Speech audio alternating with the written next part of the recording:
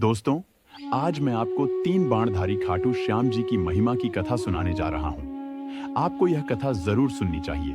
तो चलिए फिर शुरू करते हैं। बर्बरीक पांडवों के पुत्र भीम के पुत्र और महाबली घटोत्कच के पुत्र थे। जन्म से ही वे असाधारण शक्तियों के धनी थे। उन्होंने कठोर तपस्या कर भगवान शिव से तीन अमोघ बाण प्राप्त किए, जिनकी शक्ति इतनी थी कि वे केवल एक ही बाण से युद्ध का निर्णय कर सकते थे। इसी कारण उन्हें तीन बाणधारी भी कहा जाता है। बर्बरीक की माता मोरवी ने उन्हें यह शिक्षा दी कि सच्चे योद्धा को सदैव कमजोर और सताए गए पक्ष की सहायता करनी चाहिए। इसी सिद्धांत को मानते हुए जब महाभारत का युद्ध प्रारंभ होने वाला था, तो बर्बरीक भी उसमें भाग लेने की इच्छा से कुरुक्षेत्र की ओर बढ़े। मां ने कहा, जाओ बेटा, मगर जाने से पहले मुझे दो वचन देके जा। पहला वचन, तू हमेशा हारे का सहारा बनेगा, और दूसरा वचन कि रास्ते में अगर कोई तुमसे कुछ भी मांगेगा तो तू मना नहीं करेगा। और फिर बर्बरीक नीले घोड़े पर सवार होकर चल पड़े युद्ध की तरफ। दोस्तों कहते हैं कि बर्बरीक के पहुंचते ही चारों दिशाएं हिलने लगी हैं। युधिष्ठिर का रथ हिलने लगा। दुर्योधन, भीष्म पितामह, अश्वत्थामा, द्रोणाचार्य और फिर जब अर्जुन का रथ हिला, तब अर्जुन ने अपने सारथी से कहा, यह कौन आया है? और सारथी भी कौन है? स्वयं नारायण। अर्जुन बोले, माधव जाओ और देखो ये कौन आया है। अर्जुन बोले, मैं लड़ूंगा तो बाद में इसे देखकर मुझे लग रहा है मैं पहले ही हार गया। फिर कन्हैया एक ब्राह्मण के भेष में उनके समक्ष प्रकट हुए और उन्होंने बर्बरीक से पूछा है कि वे युद्ध किसके पक्ष से लड़ेंगे। तब बर्बरीक ने कहा, प्रभु, जो भी इस युद्ध में हारेगा मैं उसकी तरफ से युद्ध लड़ूंगा। कन्हैया बोले, बेटा, बातें करना आसान है, मुझे तुम साबित करके दिखाओ, तुम क्या करोगे। वहीं पर एक पीपल का पेड़ था जिसमें लाखों पत्ते थे। बर्बरीक ने अपना तीर चलाया और सारे पीपल के पत्ते भेद दिए। एक पत्ता ब्राह्मण ने अपने पैर के नीचे दबा लिया था। कन्हैया यह देखना चाहते थे कि मैं किसी की रक्षा कर सकता हूं कि नहीं, मगर ऐसा नहीं हुआ। वह बाढ़ ब्राह्मण के पैर के ऊपर घूमने लगा। बर्बरीक बोले, प्रभु, पैर हटाइए, आपने एक पत्ता पैर के नीचे छुपा लिया है।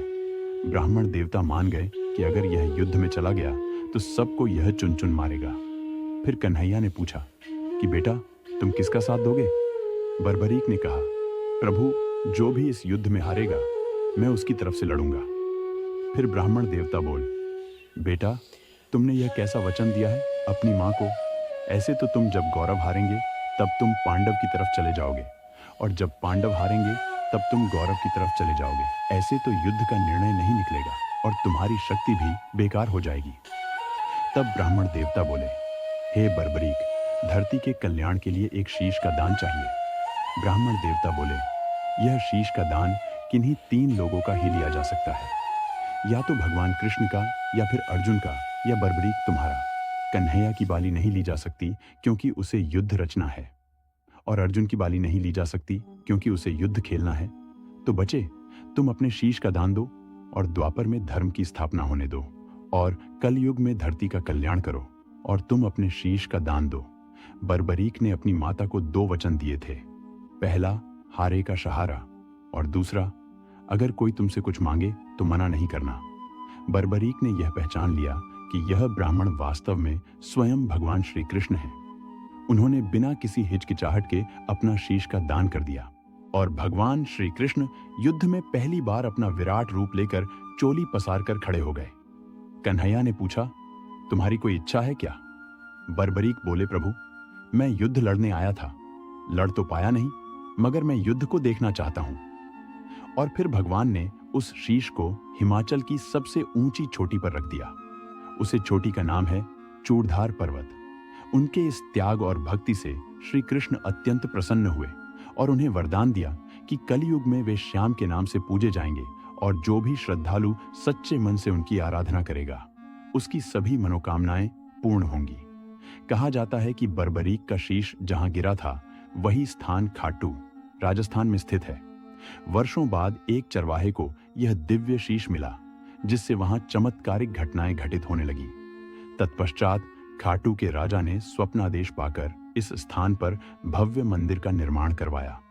इस मंदिर में विराजमान श्याम बाबा की प्रतिमा उनके शीश का प्रतीक मानी जाती है। भक्तों का विश्वास है कि यहां आने वाले श्रद्धालुओं की हर मनोकामना पूर्ण होती है। खाटू श्याम जी की भक्ति की अद्भुत कथाएं। एक गरीब किसान जो बाबा श्याम का अनन्य भक्त था, अपने परिवार के भरण पोषण के लिए संघर्ष कर रहा था। उसने बाबा श्याम के मंदिर में आकर प्रार्थना की और संकल्प लिया कि जब भी वह समृद्ध होगा, बाबा के लिए भोग अर्पण करेगा। कुछ ही दिनों में उसकी किस्मत बदल गई और उसने बाबा के चरणों में एक विशाल भोग अर्पित किया। व्यापारी की भक्ति। एक व्यापारी जो अत्यधिक कर्ज में डूबा हुआ था, बाबा श्याम के दरबार में आकर रोया और मन से प्रार्थना की। बाबा की कृपा से उसे व्यापार में अप्रत्याशित लाभ हुआ और उसने बाबा के नाम से अनगिनत श्रद्धालुओं को भोजन कराया। अंधे व्यक्ति की दृष्टि प्राप्ति। एक अंधे व्यक्ति ने वर्षों तक बाबा श्याम की भक्ति की और संकीर्तन में भाग लिया। बाबा की कृपा से उसकी आंखों की रोशनी लौट आई और उसने अपनी शेष जिंदगी बाबा की सेवा में लगा दी। खाटू श्याम जी की महिमा और भक्तों की आस्था। बाबा श्याम की महिमा अपरंपार है। भक्तों का मानना है कि वे सच्चे मन से जो भी प्रार्थना करते हैं, बाबा उनकी इच्छाओं को पूर्ण करते हैं। विशेष रूप से फाल्गुन माह की शुक्ल पक्ष की द्वादशी को बाबा का विशाल मेला लगता है, जिसमें लाखों श्रद्धालु भाग लेते हैं। इस दिन बाबा श्याम के भक्त पदयात्रा करते हुए खाटू नगरी पहुंचते हैं और उनकी भक्ति में लीन हो जाते हैं। कहा जाता है कि जो भक्त सच्चे मन से बाबा श्याम की आराधना करता है, उसे अवश्य ही उनका आशीर्वाद प्राप्त होता है। अनेक भक्तों ने अपने जीवन में बाबा के चमत्कारिक अनुभव किए हैं। चाहे आर्थिक संकट हो, स्वास्थ्य संबंधी समस्या हो या अन्य कोई कठिनाई, श्याम बाबा के सच्चे भक्तों को कभी निराश नहीं होना पड़ता। निष्कर्ष, खाटू श्याम जी की कथा न केवल भक्ति और श्रद्धा की प्रेरणा देती है, बल्कि यह भी सिखाती है कि बलिदान और सेवा का महत्व कितना अधिक है। बर्बरीक का बलिदान इस बात का प्रतीक है कि सच्चा योद्धा वही होता है जो सत्य और धर्म की रक्षा के लिए अपना सर्वस्व न्यौछावर कर सकता है। बाबा श्याम का नाम जपने से जीवन में सुख, समृद्धि और शांति प्राप्त होती है। तो दोस्तों, अगर आपको यह कहानी पसंद आई हो तो कमेंट में जय श्री श्याम जरूर लिखें। तो फिर मिलते हैं आपसे एक और नई कहानी के साथ। तब तक के लिए राधे राधे।